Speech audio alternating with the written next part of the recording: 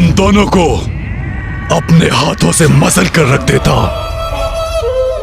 आपने उन्हें क्यों जाने दिया असुर गुरु? क्यों?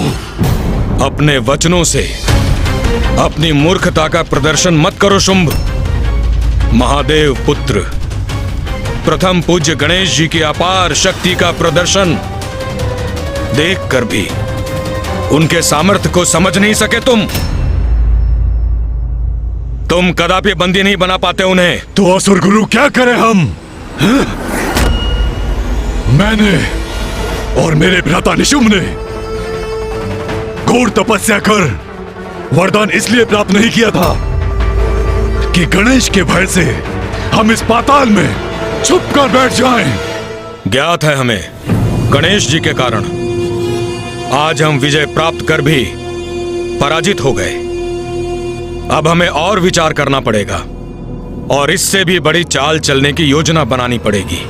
उचित है असुर गुरु, आपका कथन उचित है। इस बार हम ऐसी चाल चलेंगे जो गणेश और कार्तिकेय की समझ के बाहर हो, जिस चाल से वो स्तब्ध और निरुत्तर हो जाए। और इस बार हमारी कपट योजना का उनके पास कोई तोड़ न हो।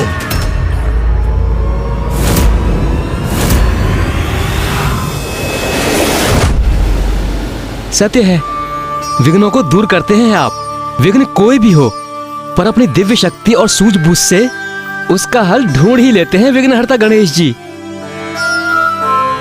उन असुरों से स्वर्ग की रक्षा आपने और कुमार कार्तिकेय ने की, अन्यथा देवता तो स्वर्ग गंवा ही बैठते। अधर्म युक्त क्रीड़ा से असुरों ने स्वर्ग पर अपना अधिकार जमाने की चेष्टा की थी, जो सर्वथा अनुचित था ऋषिवर। और अनुचित को उचित बनाना तो हमारा कर्तव्य है। किंतु अब हमें और भी सतर्क रहना होगा, क्योंकि अपनी ही राजसभा में हुए अपमान का प्रतिशोध लेने शुंभ अवश्य आएगा। देवताओं को परास्त करने में अपनी संपूर्ण शक्ति झोंक देगा वो। और मैं और गणेश प्रत्येक बार देवताओं की रक्षा नहीं कर सकेंगे, क्योंकि हमारे भी हाथ बंधे हुए हैं। अंततः शुंभ और निशुंभ का वध माता के हाथों ही होना है। अब किसी भी प्रकार हमें माता को लौटाकर लाना ही होगा। क्यों गणेश, उचित कह रहा हूं ना मैं?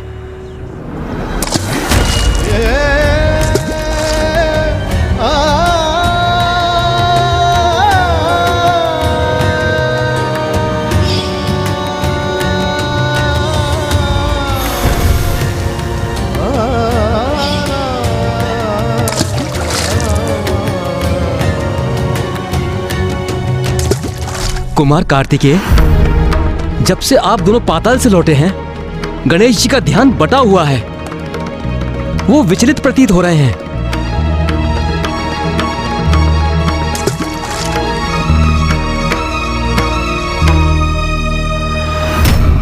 अवश्य ही गणेश को मां का स्मरण हो रहा होगा।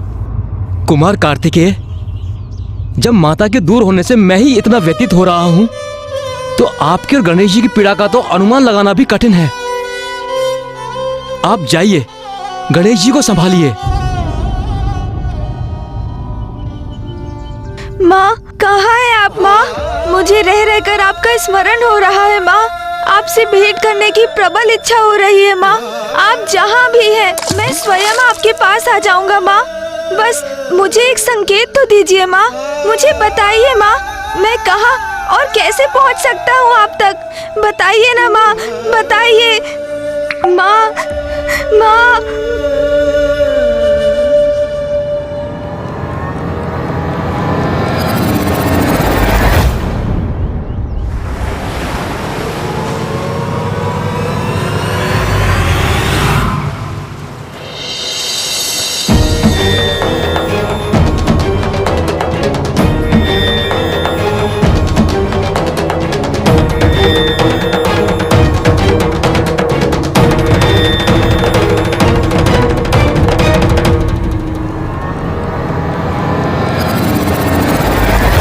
अनुज गणेश, तुम यहां अकेले क्यों खड़े हो?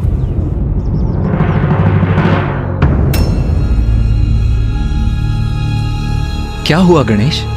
भैया, वो मुझे इस जलधारा में ये क्या देखा था मैंने?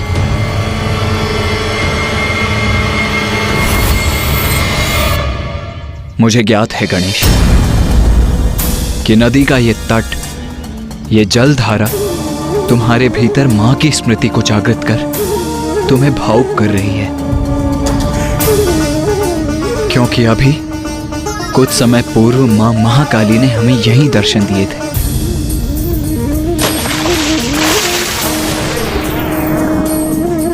माँ से बिछोह की पीड़ा तो मुझे सता रही है भैया, किंतु मैं आपको ये कैसे समझाऊं कि मैंने अभी कितना विचित्र और रहस्यमय दृश्य इस जलधारा में देखा था। रहस्यमय और विचित्र? ऐसा क्या देखा तुमने गणेश? भैया अभी अभी मैंने देखा कि नहीं, जो मेरी ही समझ के परे है वो भैया को कैसे समझाऊंगा मैं। मुझे अभी इनसे कुछ नहीं कहना चाहिए। गणेश, तुम्हारे समान मां से दूर रहना मेरे लिए भी असहनीय है, किंतु स्मरण रखो अनुज, पिताश्री मेरे और तुम्हारे साथ से अधिक कुछ भी प्रिय नहीं है। यदि वो हमसे दूर हुई हैं, तो इसके पीछे अवश्य कोई बहुत बड़ा कारण है, क्योंकि हमसे उनका ये वियोग तो उन्हें भी अपार कष्ट दे रहा होगा अनुज। हाँ भैया, किंतु फिर भी हमें माँ को ढूंढने का यथासंभव प्रयास करना चाहिए। आज जो पाताल में घटित हुआ उसके तो हम दोनों ही साक्षी है ना भैया। शुंभ निशुंभ असुर गुरु शुक्राचार्य के मार्गदर्शन में किसी भी प्रकार देवताओं को क्षति पहुंचाने में आतुर है। उन्हें रोकना अति आवश्यक है भैया, और वो माँ ही कर सकती हैं। इसलिए हमें शीघ्र माँ तक ये सूचना पहुंचानी ही होगी। उचित कहते हो तुम। मेरी भी चिंता का कारण यही है। ज्ञात नहीं हम दोनों मिलकर कब तक देवताओं की रक्षा कर सकेंगे।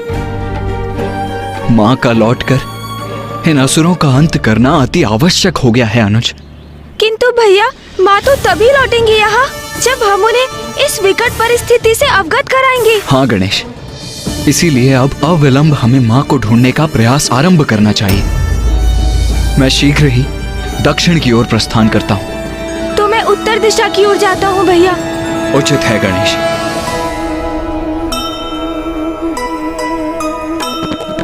माता के लिए पुत्र हुए व्याकुल,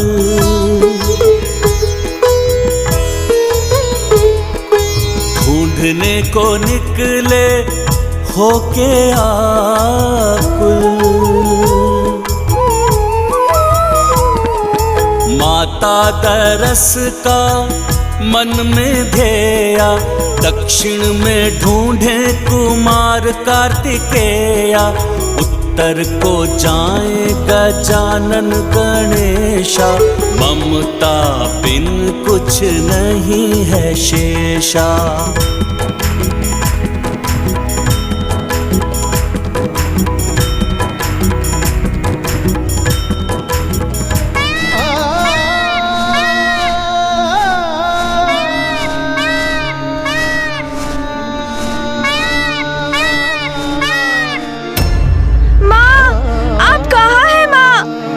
पुकार सुनिए माँ। माँ नहीं, मैं इस प्रकार निराश नहीं हो सकता। माँ तक पहुँचने का कोई ना कोई उपाय तो ढूंढना ही होगा मुझे। प्रभु, माता को ढूंढना है ना हमें, तो फिर हम यहाँ क्यों रुक गए? मूषक जी, कदाचित इस प्रकार चारों दिशाओं में घूमकर माता को ढूंढने का कोई लाभ नहीं होगा। उनके निकट पहुंचने के लिए हमें कोई युक्ति ढूंढकर एक योजना बनानी होगी। आप सर्वथा उचित कह रहे हैं प्रभु, किंतु ऐसी कौन सी युक्ति और किस योजना का प्रयोग करेंगे आप? मूषक जी, माँ किसी बड़े प्रयोजन से हमसे दूर गई है, इसलिए उनकी इच्छा के बिना उन्हें ढूंढने के हमारे सभी प्रयास विफल होंगे। उनसे भेंट करने के लिए उन्हें स्वयं हमारे पास आने के लिए बाध्य करना होगा।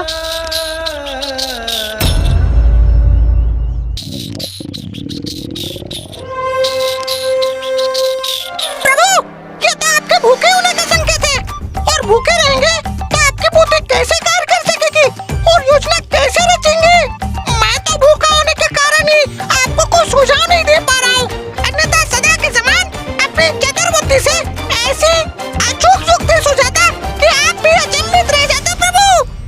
अवश्य मूषक जी, अवश्य।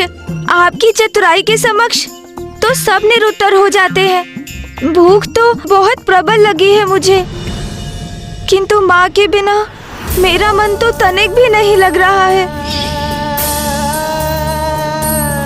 माँ, आप कहाँ हैं माँ? मैं भूखा हूँ माँ, माँ। मैं भूखा हूँ और माँ यहाँ नहीं है। मूषक जी, आपने सुना मैंने क्या कहा? मैं भूखा हूँ, मैं भूखा हूँ। प्रभु, वही तो मैंने भी कहा। आप मेरे ही कथन को क्यों दूर आ रहे हैं? आप इतने विचलित मत होइए, भोजन कर लीजिए, फिर हमें अवश्य कोई उपाय सूझेगा।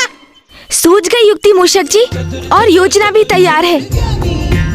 अब आप अपनी चिंता त्याग दीजिए। हाँ प्रभु, कैसे त्याग दूं अपनी चिंता प्रभु? भूखा तो मैं भी हूँ। माँ, मुझे भूख सता रही है माँ, किंतु जब तक आप स्वयं अपने हाथों से भोजन नहीं खिलाएंगी, मैं भोजन का एक कौर भी ग्रहण नहीं करूँगा माँ।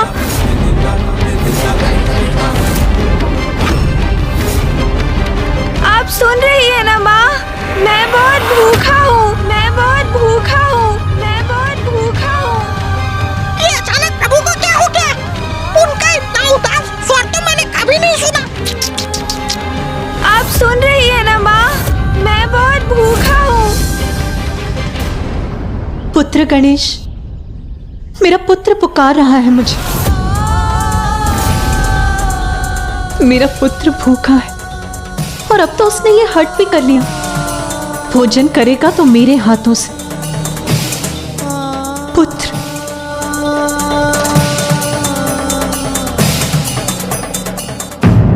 नहीं प्रभु, ऐसा मत कीजिए। बिना भोजन के आप कैसे रह सकेंगे प्रभु? मूषक जी, मेरा निश्चय अटल है। अब तो मेरे मुख में भोजन का एक भी ग्रास तभी प्रवेश करेगा जब स्वयं माँ अपने हाथों से मुझे खिलाएंगी।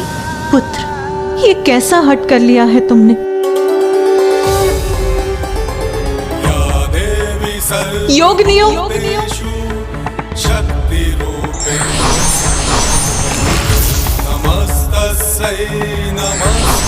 प्रणाम माता।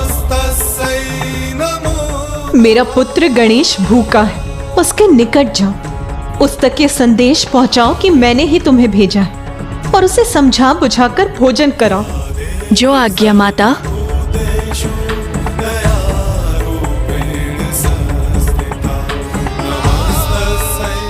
पुत्र गणेश, अपना ये हट त्याग कर भोजन अवश्य करना तुम पुत्र।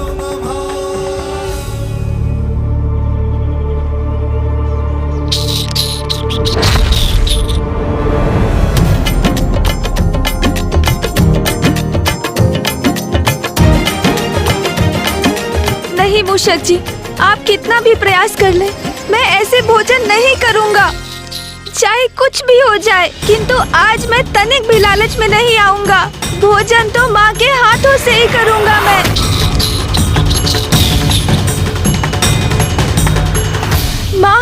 माँ, मुझे अपने निकट बुला लीजिए, अपने निकट बुला लीजिए माँ, अपने इस पुत्र को बुला लीजिए। पुत्र गणेश, मुझे इस प्रकार पुकार कर विवश मत करो। पुत्र गणेश,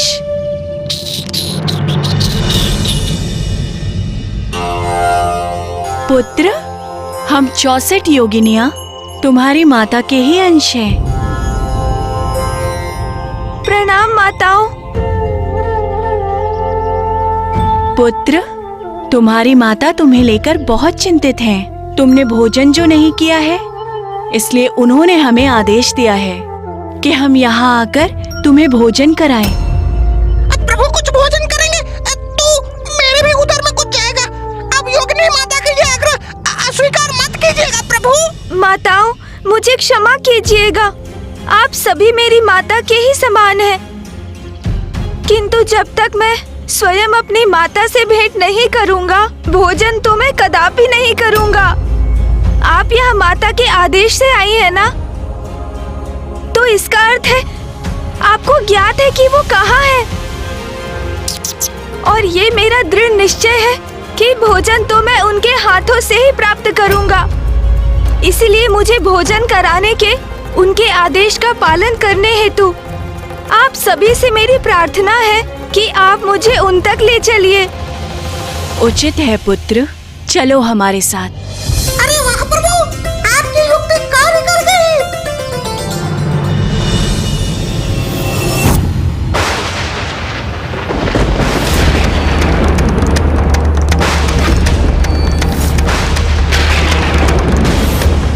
ये स्वर्ग के शांत आकाश में अचानक ये विद्युत रेखा कहां से उत्पन्न हो गई?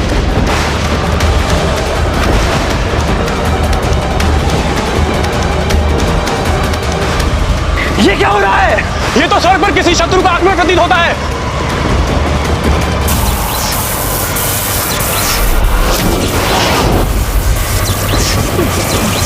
अरे ये कैसे बंधन में बंध गए हम?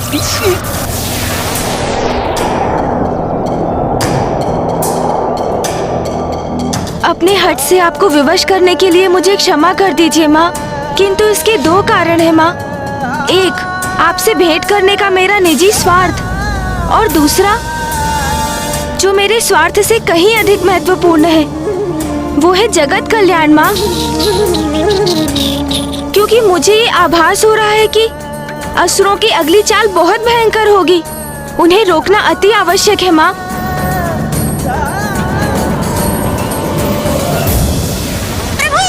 इस मेघ में तो मुझे भी कुछ दिखाई नहीं दे रहा है। मूषक जी, दिखाई तो मुझे भी कुछ नहीं दे रहा, किंतु ये योगिनी माताएं हमारा मार्गदर्शन कर रही है ना, तो चिंता किस बात की।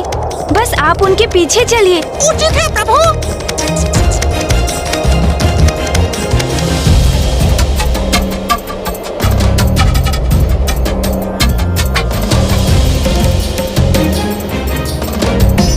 अरे अब तो सब स्पष्ट दिखाई देने लगा। कितना सुंदर दृश्य है। विंध्याचल पर्वत, ये मुझे पूर्व में क्यों नहीं दिखाई दिया कि माँ का यहाँ आना तो स्वाभाविक है, क्योंकि माँ ने जब माता कात्यायनी का रूप लिया था तो वो साधना करने यहीं तो आई थी। मूषक जी, माताएं नीचे उतर रही हैं, अब हमें भी उनके पीछे जाना चाहिए। उचित है प्रभु।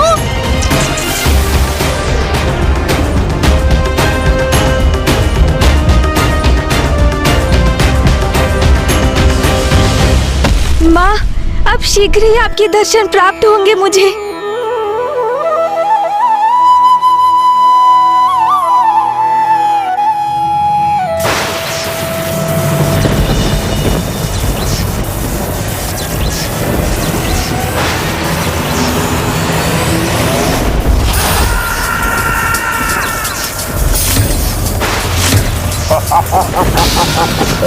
भ्रातामुंड, कितना आनंद आ रहा है इन स्तब्ध और आतंकित देव प्रहरियों को देखकर। हाँ भ्राता, ये तो मात्र आरंभ है। इसका अंत तो तब होगा जब इंद्र और अन्य सभी देवता हमारी असुर सेना के सामने घुटने टेक देंगे।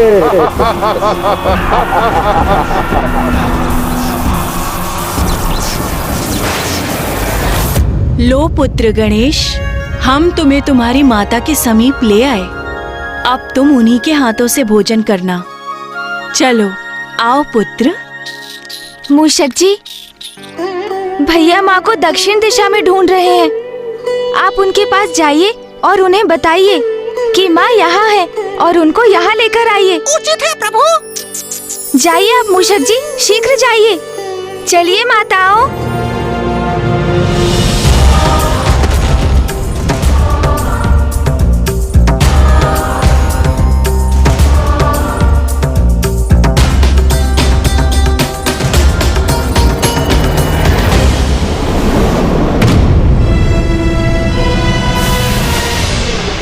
ये क्या?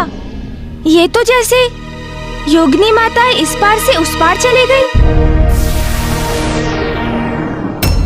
ओह, प्रतीत होता है यहाँ ये अदृश्य द्वार है। माँ अवश्य उसके दूसरी ओर होंगी, अर्थात बस कुछ ही क्षणों में मैं माँ के निकट पहुँच जाऊंगा।